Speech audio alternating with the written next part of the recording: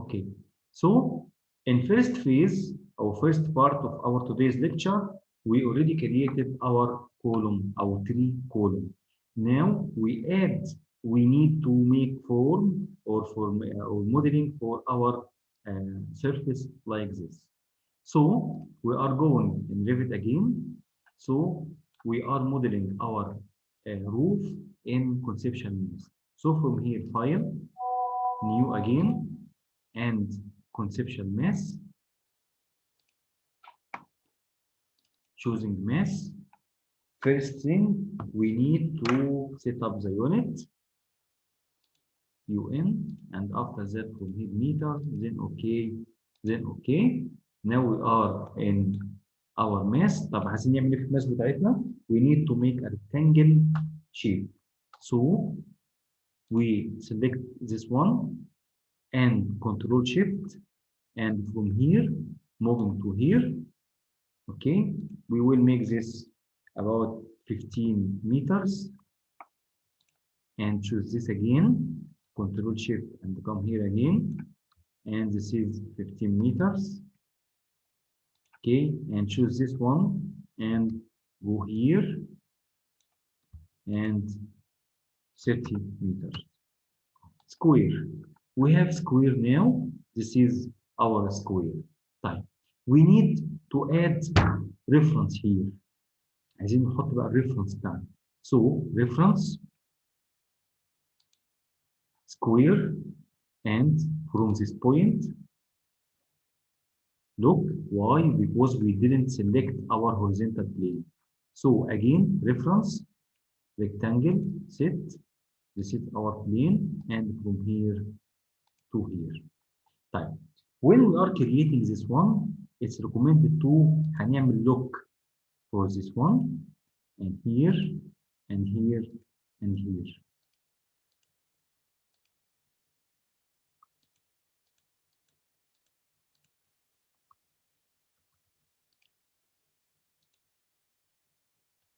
Again, tab.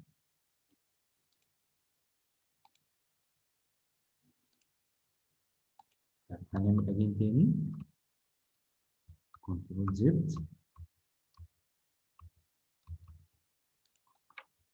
Delete again, reference, rectangle. Okay. And look for this to be hosted to the plane. تمام؟ طيب احنا كده اخترنا ده, so we can select it. We need to make it like form. So go to form and select surface type. After that we are selecting the surface. هنختار السيرفيس نفسه ونقول له divide surface. هنقسمه, هنخليه for example 8 by 8 like this. تمام, جميل قوي. طيب select the surface again here when we need to put our column. لو احنا عايزين نعمل هنا upload للcolumn, we need to select this point for example, but points not selected. So this point, its name is node. طب how to present or to show these points? We select the surface, go to surface representation from here, and we will find nodes. Put check here. Okay, so we have the points at intersection for this grid. جميل.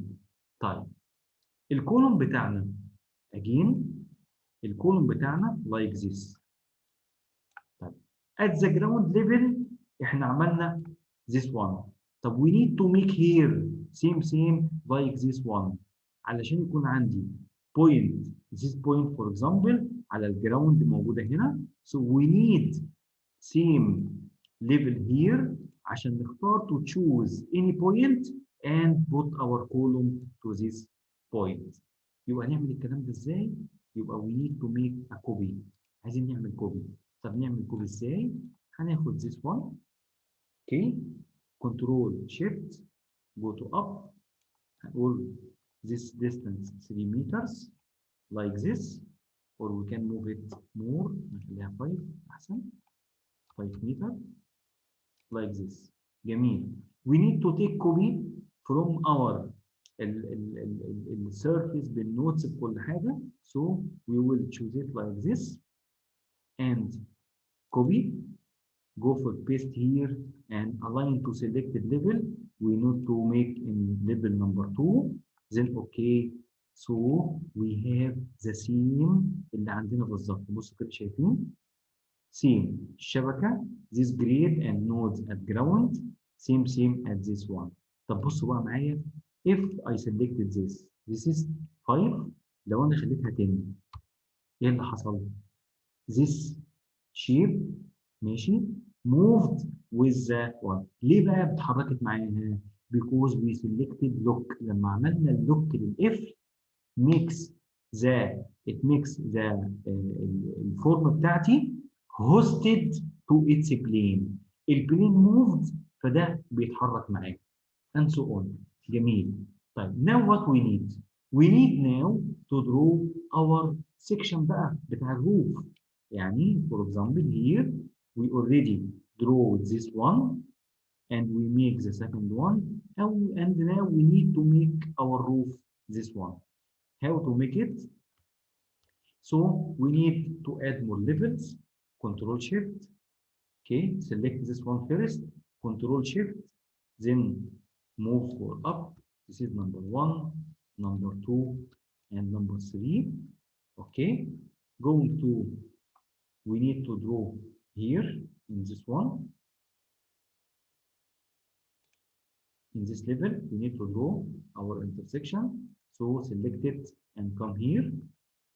Okay, so reference this curve.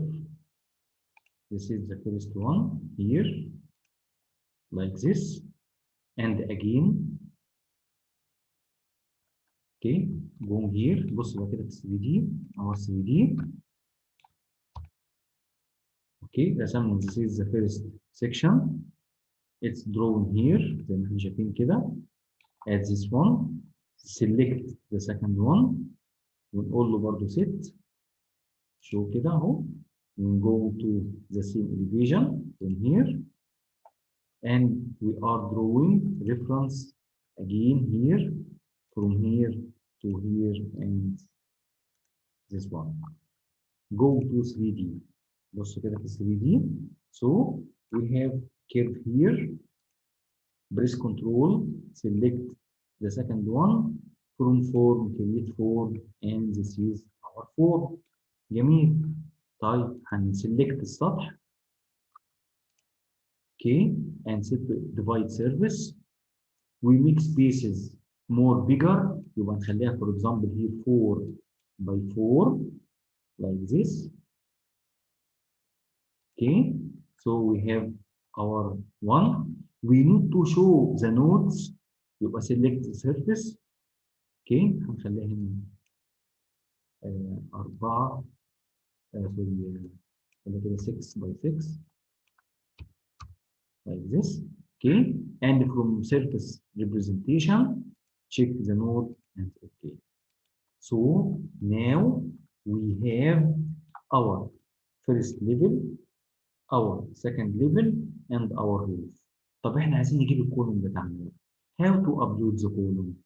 يبقى now we finished the first phase, we finished the third phase, and now we need to add our columns to our presentation or our form here. يبقى going to Revit again, open this family, and after that clicking for load into project. Okay, and as soon as بصوا جاي معايا هو العمود asking me where is the first point.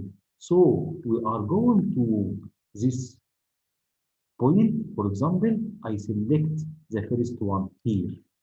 طب فين النقطة الثانية؟ Okay, in the second second level هروح هنا واقول له ادي الثانية اهي. بصوا this is the column اهو شايفين؟ الكولوم adapted now. طب here in the roof I will go this is the third one and here the fourth one. So we have our column as we see here زي ما احنا شايفين اهو. Okay, hosted with this point and this point and for roof here. طب we need to add another one. How to add another one? بصوا هعمل ايه؟ Going here in properties and we will find family, open family اهو. We will find generic model, open generic model. We will find family 1, family 1, click واخدها drag واجي هنا كده. So it come again. I will choose here for example. خلي بالنا بصوا واحدة في اتنين اهو هنا كده. يبقى in the here هسيب واحدة في اتنين so this point.